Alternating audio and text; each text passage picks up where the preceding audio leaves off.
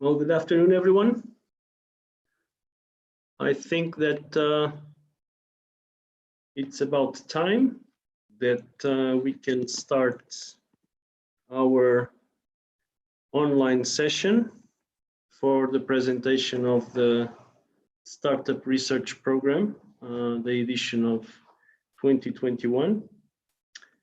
I will share my screen. And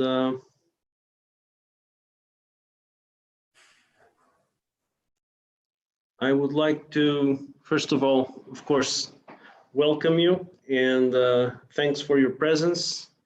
Introduce to you myself, Miguel Santos. I am the coordinator of the program, and Sara Masht, who is right here beside me. She is the co-coordinator with me.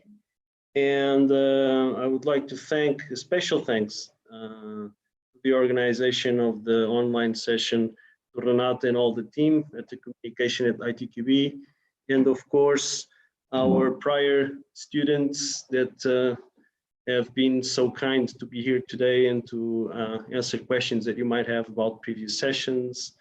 I hope this will be a very informal session. We'll try to be quick because the important thing here today is to answer your questions and so that you don't leave any doubts behind when we finish.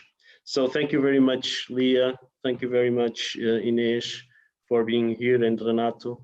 I don't know if you are in yet. It's a pleasure to see you and to be with you once again.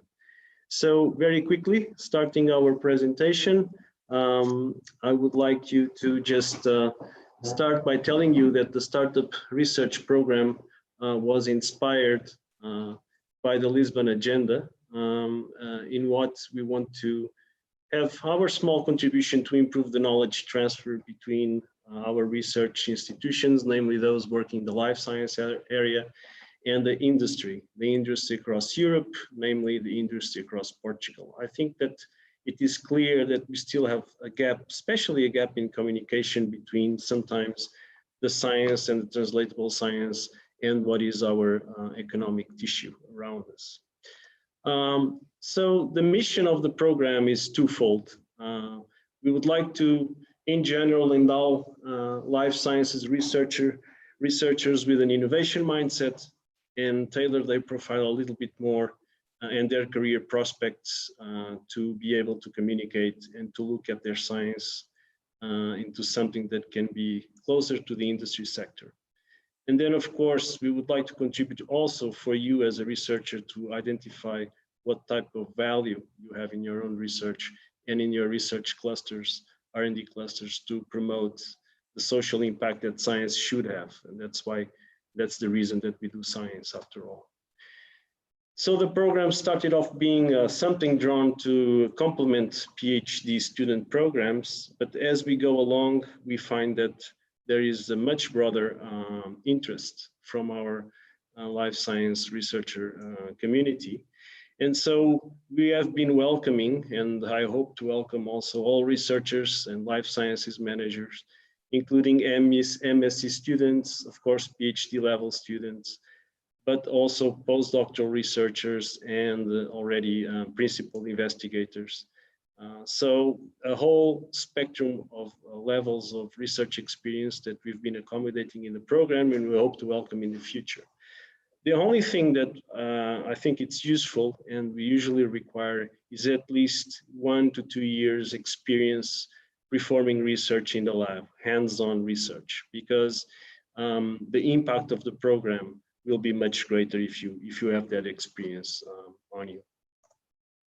So more specifically, the objectives of the program are to complement education of scientists by providing what is now known as open innovation mindsets, and we hope to explain during the program exactly what open innovation means, innovation management and bioentrepreneurship skills. We would like to create awareness in researchers of the value that their science can generate, and of course, provide them with the tools to develop a business idea into a business model concept, which can then be developed into a business plan, meaning that we are not an acceleration program yet. You will not finish the post-graduation with a business plan. That would require a longer time. But what we would like is for you to come, bring your idea, and learn how to build up that idea into a business model concept. So it's kind of a pre-acceleration stage of a business idea that can then be developed into something bigger to present to capital funds. The program is designed in 5 stages. We call them 5 stages. Starting with an opening boot camp where we do the team building. Then a module 1, where in ITQB is the responsible entity for module 1, where we speak about innovation, innovation concepts, innovation in historical perspective. Module 2 and module 2 is already coordinated by Nova SBE, School of Business and Economics staff, and it's the mini MBA module. And then we have module 3, where we all together develop your project, your business model concept, and we end up the program with the final pitch and graduation session, which is an open session where you pitch your model concept. So what is the model of the course? You can expect forum type sessions. You can expect a condensed MBA where you will learn material, MBA material, of course. You can expect a directed MBA, which is different from the usually MBAs that people take, because we will be directing some specificities to life sciences projects, of course. You will be learning by doing, so there will be very practical activities, and the whole course is based on you developing your own idea. There will be teamwork, an informal environment always, and most important, we hope to take you out from your comfort zone, because you are not going to be doing science or research, you're going to be doing something different. And I hope that you learn that is when you get out of your comfort zone that magic really happens. So starting with the open bootcamp, which is the first stage of our post-graduation, this is the stage where we build up teams around ideas. We hope to have about the triple of participants as the ideas that we'll be developing. So we will previously choose the ideas that you submit based on their technology readiness level, and how, how prone your idea is and substantiated for you to build a very good academic exercise around it. One very important thing is that we'll IP lock the course right from the beginning, right in the bootcamp, meaning that all the ideas that you bring on, all the science that you bring into the course will be, of course, acknowledged as being your own and used solely for the purpose of the academics, of the academic purposes of the course, and you'll be protected on that respect. On the second part of our, on the second stage starts, of course, with module 1. And module 1 is where we will be talking about basically innovation concepts. What is innovation, and an historical perspective about innovation. Let me show you a little movie which I think can depict a starting point for this module. What is innovation? Life is made up of dots. Many, in fact most people, believe that the dots they see every day are all the dots there are. So life goes along according to these known dots. Decisions and solutions are based on these commonly known dots, as well as many conclusions too. Some companies build their entire businesses on these known dots. This we know as the status quo, business as usual. Then one day, someone comes along and sees one or more dots beyond the commonly agreed upon dots. Dots that others missed, dots that are ignored, dots that others have long since forgotten about. Some like these new dots and celebrate this new discovery. Liking how things currently are and comfortable with everyday dots. Some protest these new dots. Some even claim they are invalid, or worse, are imaginary dots that don't even exist. Yet, it's these new dots that potentially change everything. What is the source of these new dots? Notions. Unexpected connections. Ideas. Possibilities. And imagination. Fire was one of these dots. So is the wheel. And the bicycle. And the automobile. And the computer, as well as the internet, the smartphone, and the tablet. In fact, many of today's common dots were at one time uncommon, newly introduced dots. So what is innovation? Those other dots, the ones others miss. And having the certainty to know that the dots you see are not only valid, but necessary if the world is to move forward.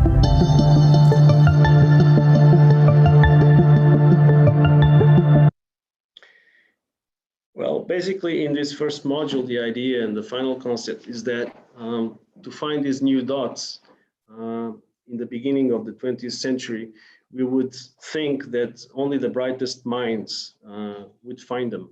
That would be an eureka moment that will enlighten someone at a given moment so that that person could innovate.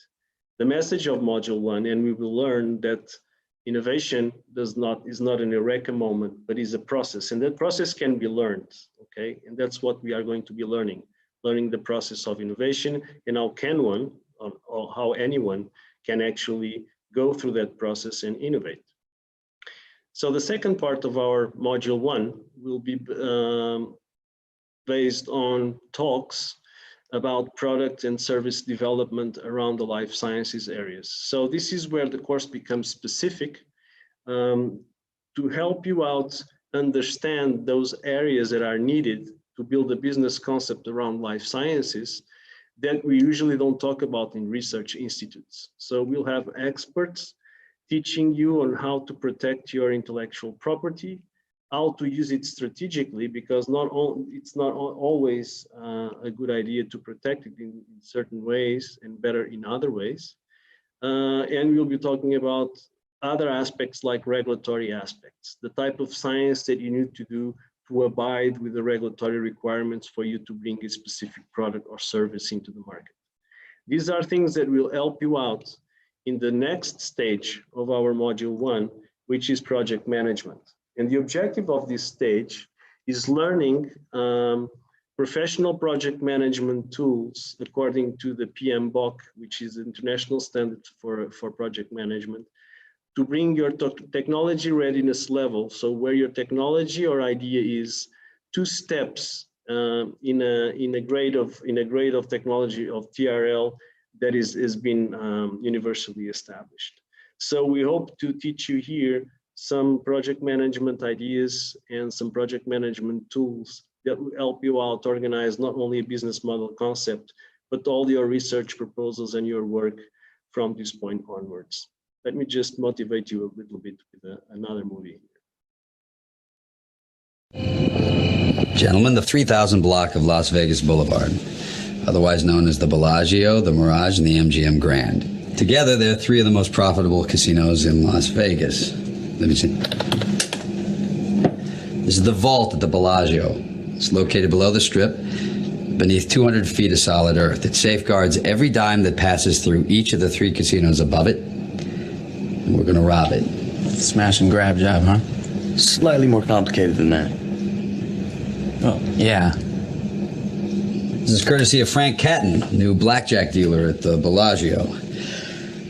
Okay, bad news first. This place houses a security system that rivals most nuclear missile silos. First, we have to get within the casino cages, which anybody will tell you takes more than a smile. Next, through these doors, each of which requires a different 6-digit code changed every 12 hours.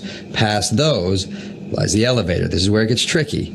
The elevator won't move without authorized fingerprint identification, Which we can't fake. and vocal confirmation from both the security system within the Bellagio and the vault below. Which we won't get. Furthermore, the elevator shaft is rigged with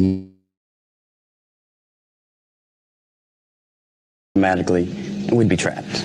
Now, once we get down the shaft, though, then it's a piece of cake. Just 2 more guards with Uzis, and the most elaborate vault door ever conceived by man. Any questions? 我们为什么不从地下挖个洞钻过去呢？ No, tunneling is out. There's sensors monitoring the ground 100 yards in every direction. If a groundhog were to nest there, they'd know about it. Anyone else? You said something about good news? Yeah.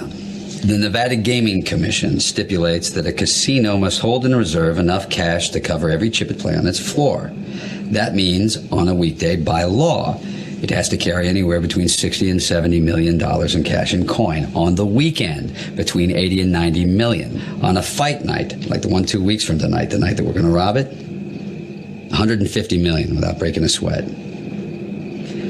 Now, there are 11 of us, each with an equal share. You do the math. Exactly. I have a question. Say we get into the cage and through the security doors there and down the elevator we can't move and past the guards with the guns and into the vault we can't open. Without being seen by the cameras. Oh, yeah, sorry, I forgot to mention that. Yeah, well, say we do all that. We're just supposed to walk out of there with $150 million in cash on us without getting stopped?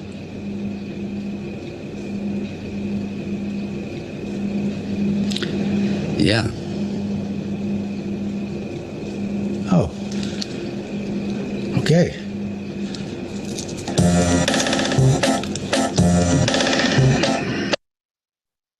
Okay, one thing these people didn't do, and that's what we shall be doing in the end of this part of the course, is to learn how to identify risks and manage risk, and especially, most important, mitigate risk. And that's how project management will end, and it's probably the most important thing that you can learn in this part of the course. Lastly, on module 1, we'll be talking about communication.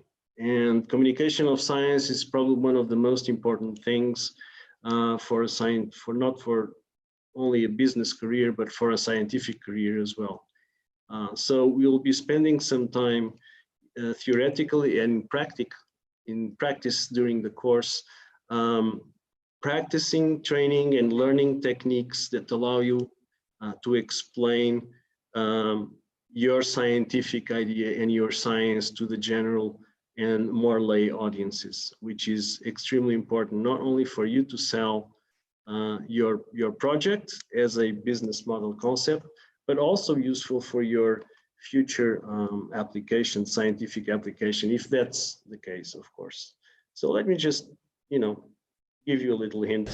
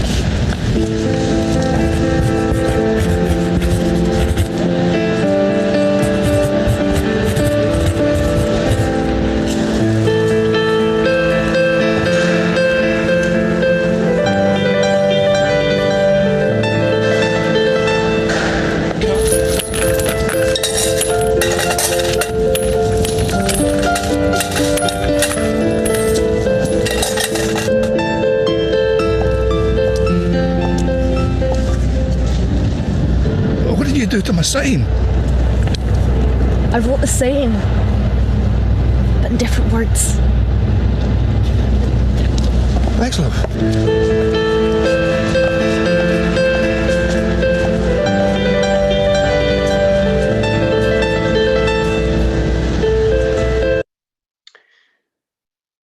So in this part of the course, we hope to show you that the scientific method and the scientific thinking is actually very similar to the methodologies that govern innovation management nowadays and the building of business concepts. You'll find very comfortable, probably much more comfortable in those areas than you might think today. But the only thing that really separates us from the business world, I think it's communication and the means that we communicate to each other, we speak to our peers. It's completely different, and it's probably the zone where we'll get out more of your comfort media during the course. So let's jump to module 2, and here we'll jump into business concepts and to the more MBA-like part of the course and the post-graduation. You'll have the chance of meeting excellent staff from Nova ASB, School of Business and Economics, and the topics that will be given over there are, management A to Z and business strategy. You'll speak about market analysis, business model design, customer development, a very important part of our practical work during the course, marketing and sales, and venture finance. There will be, of course, workshops throughout the course, and the ones that will be given at Nova ASB will be based on leadership, emotional intelligence, negotiation, and fundraising, basically.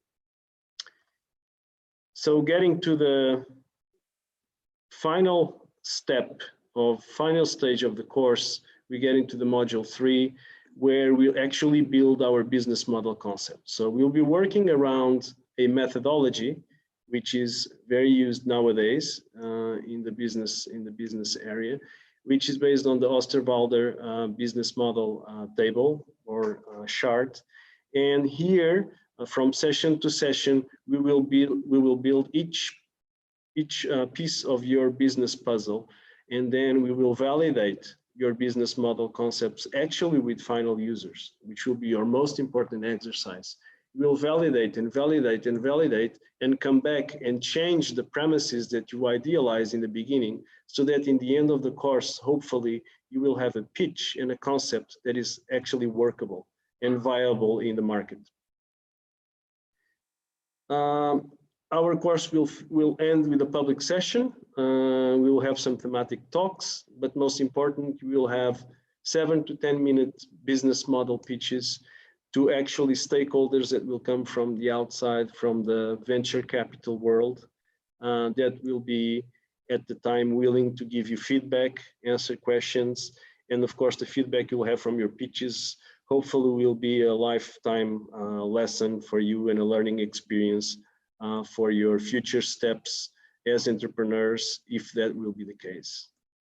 I think I would just like to finish my part of the presentation before I give the word to Sarah by saying that your registration in the Startup Research Program is a lifetime subscription.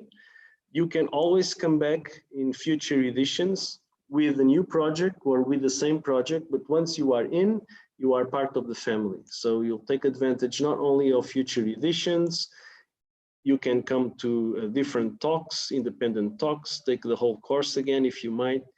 But the idea is that since we are a pre-acceleration program that accepts ideas at such an early stage, you can actually develop more science, strengthen your data, and then come back and develop your project further if that case be. So you'll be not only welcome to future editions, but you'll belong to a startup research community, which will have stakeholders from all the areas that I think are necessary to help you out, furthering and deepening your project idea. We are now starting to be also integrated in the Venture A5, which is actually an incubator or an acceleration environment for projects that want to give the next step. So hopefully, if you decide to bring actually your business model concept into a business plan, and you decide that you want help being incubated or finding funds and etc., we'll be here to help you, not only as startup research, but also as Venture A5, because we'll be preparing a whole sort of means to aid and to support you. So I'll now give the word to Sarah, and she will be telling you a little bit more about the program and some of the details that might be of interest to you. Thank you.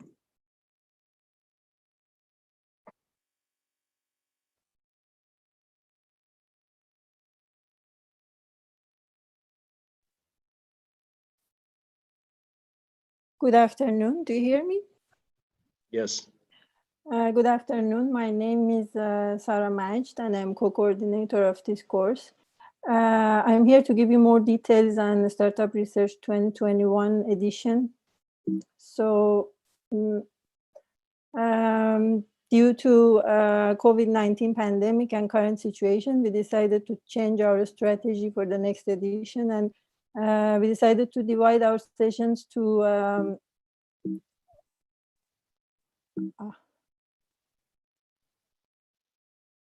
did you give me the control? Yes. Yeah, okay. Yes, Sarah, you have it. Yeah.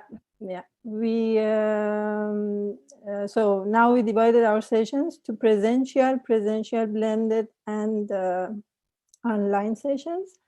So in total, we have 26 sessions, out of which 13 sessions are going to be exclusively online.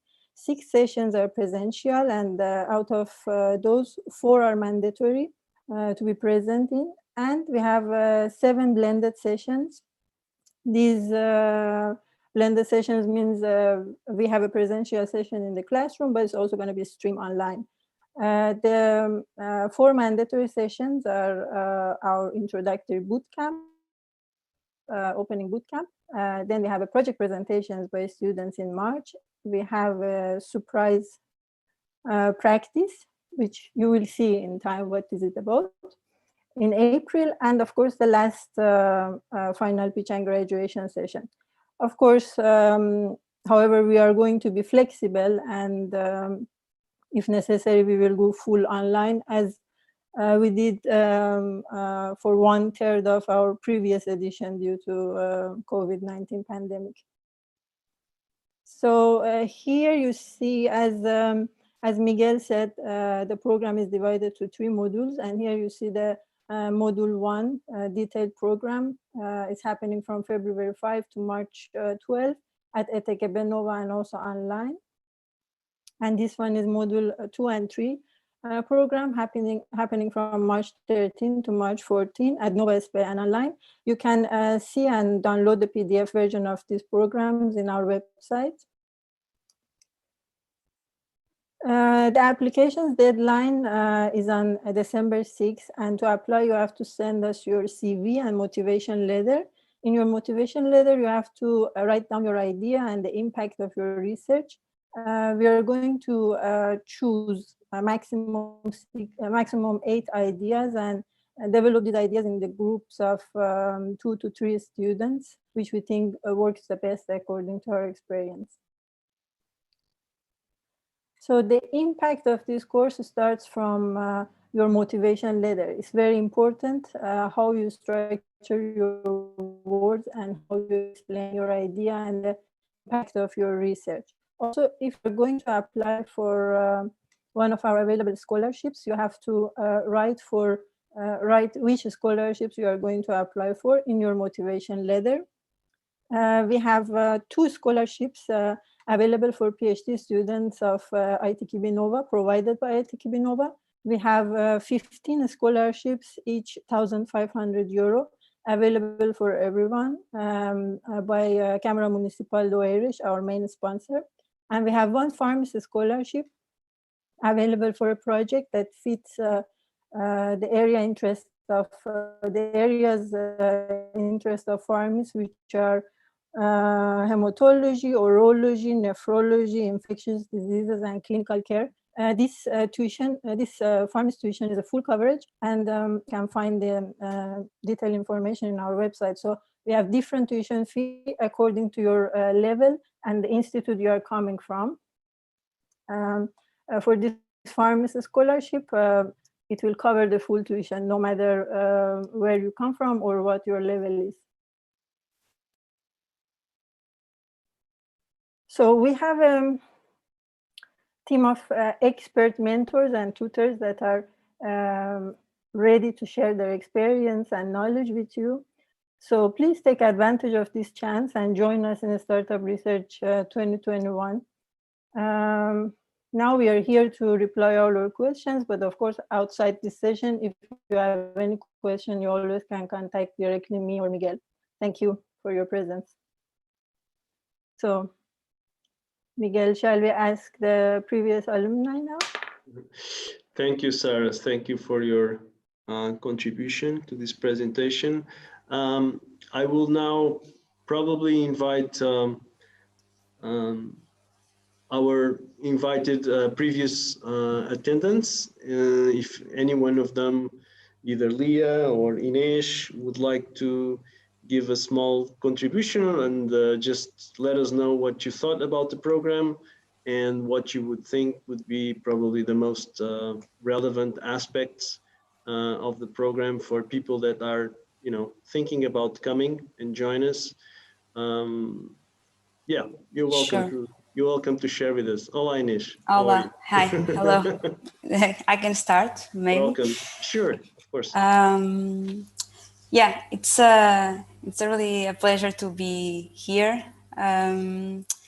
So I was part of this. I'm a postdoc researcher at the CEDOC Nova Medical School, and I attended the last edition, the Startup Research Program 2020. This is a program that I strongly recommend to any scientists, especially now in this fundamental science. I think it was a very complete program that gives us key notions of business concepts that we can apply to our ideas. And in some cases, even ideas that I wouldn't expect that could turn into business. I think in the end, we really learn on how to add value to our own projects. And I think that's something that was really interesting, and it was really good for me, is that since in the application, we can propose our own projects, throughout the course, we are in fact working on something that means something to us and not on any hypothetical project, which I think we are even more enthusiastic about that. Also, I think for people that are in academia for a long time is really refreshing course and a new experience where we get to know different people with many different backgrounds, not only people that come to teach us or the mentors and the tutors, but also the people that are doing the course, because we really have many different backgrounds. So for me, it was really a very enriching experience, and it was very nice to be part and still to be part of the startup research program. Yes, that's what I was going to say. You're still part. Yeah. Well, Ines, thank you very much for your contribution and for your... Leah, do you want to say something? Yeah, I think I agree with everything that Ines said. It's a pleasure to be part of this startup family that I consider a family. And it was really refreshing. I'm a nutritionist, so I was a little different than the other students, but it was really refreshing because it put me out of my comfort zone and got me thinking differently about things. And I never intended to be an entrepreneur. And my project changed a lot during this course. And I think I also changed a lot during this course, and I get to grow a lot. And I'm happy that now I really want to put the project that I developed in this course into the real world. So I intend to do it in the next 3 years, and I'm very glad to still be part of this family and get to come back to the course for any additional help that I might need. But yeah, I think it's really rewarding, and you'll get to learn a lot and to grow a lot, and I totally recommend it. Thank you, Leah. I don't know if we have Renato on. Renato, are you on? I think you yes, are. Yes, there you are. I can't turn on the video. I don't. Oh, yes, you can. There you are. Hello. So I just wanted to say 3 points. And first of all, I'm Renato Dominguez. I was a researcher in ITQB, but COVID had a big impact in my life, and I changed. Now I'm in the industry, and I'm working as a production scientist in marine and bioscience. The three things I want to tell about it. The first of all is the why I applied for it is, and it was because as a researcher, I sometimes felt I was too focused on my work, and I lost the ability to communicate to other people, to people that are not in science. And also sometimes I run away from the main purpose of research, which is properly impact society. And I think we sometimes get too focused. And here with the startup research, you will learn tools to build a proper project, and you will be able to properly communicate with people, with society in general. And the third point I want to tell you, as you should know, one of the most valuable things we have professionally are our network of people. And you will be able to connect with very talented people in other subjects that you are not used to touch. And you must take advantage of that and make the people you will know as your network, and you will in future take advantage of that, I'm sure. And that's it. And thank you. Thank you, Renato. And I wish you very good luck in your new adventure. I hope the startup research has helped something in your adaptation to the industry sector, and it for sure helped. And I saw already many things I just saw for the first time in startup research. I'm seeing them now in the industry. Fantastic. It was very nice to see you, and thank you very much for your contribution. So I think we should get some questions now. Yeah, we have some questions already in the chat that I'm looking at here. So we have a question about scholarships. Someone asks if they apply for the Farmis scholarship, if they can also apply for any of the other scholarships. Yes, you may. The Farmis scholarship has some specificities because Farmis wants to work along with the person that will develop the project in case it's a project of the interest of their internal R&D department interest.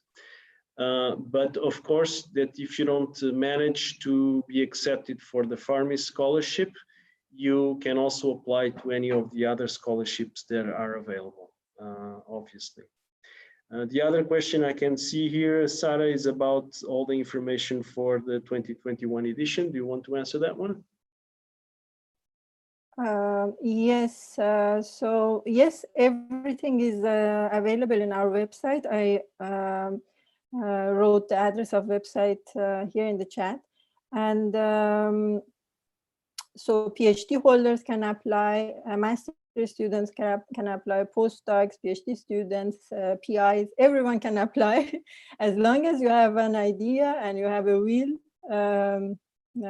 for such a course, and of course you speak English, and yeah, that's it. Everyone can apply. Oh, you need to have 1 to 2 years of lab experience.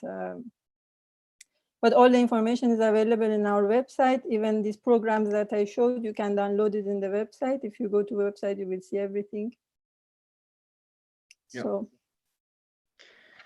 So any more questions? Anyone would like to pose a question or give a contribution to this presentation?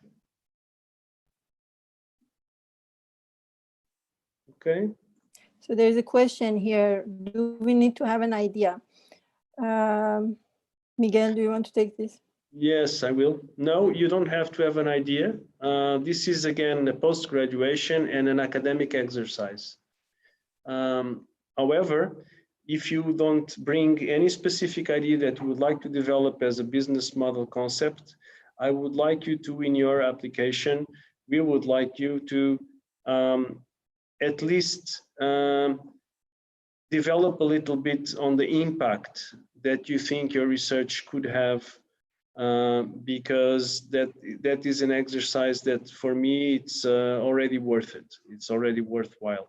And the idea of the impact that the research can produce, or where would you like to arrive at a certain point with your research or with your research projects in terms of making a difference in society from one side or the other, is the most important thing for the startup research. And we would like you to start thinking about those aspects from the very beginning, and that includes, of course, your application to the program.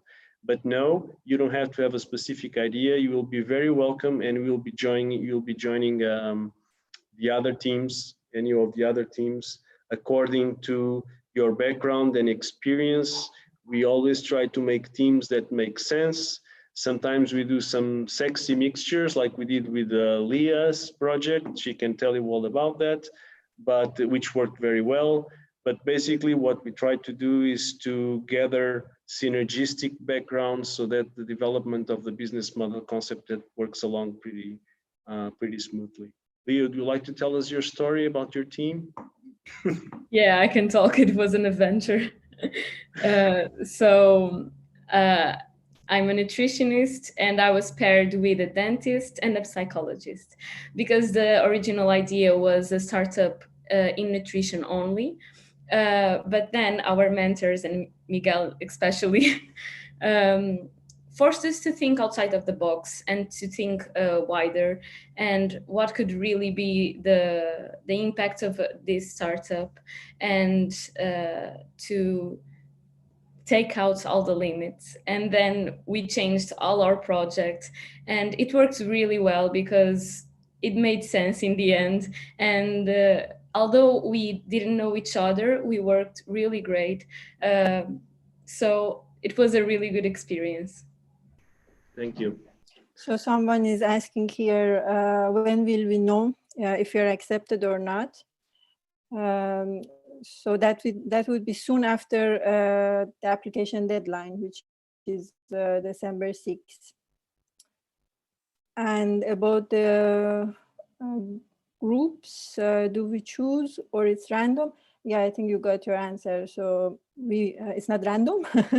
We will choose. You are not going to choose, but it's not random. Yeah, choice is made based on what makes sense in terms of combinations and synergies. And of course, although we have we give a first approach and a first suggestion before we close the teams, there is always discussion with you. There is always, we ask what your preferences would be, and the thematics, if they will tell you. Because sometimes people are interested in areas that are not in their CVs, and they are thinking also out of the box, and they come to a course like this because they would like to look a little bit peripherically and not stay within their area of research. So we take all of that into consideration, and the choice of the team, although we will do a first suggestion based on what our feeling would be. Of course, your feedback will be counting in the end, and we'll try to make the teams more interesting as possible. Any other questions? If not, I would strongly suggest that if you are interested, you sail on our website, because and all the information regarding the next edition is there, the programs, how to apply, the application procedure, the scholarships available, everything that you need, the calendars.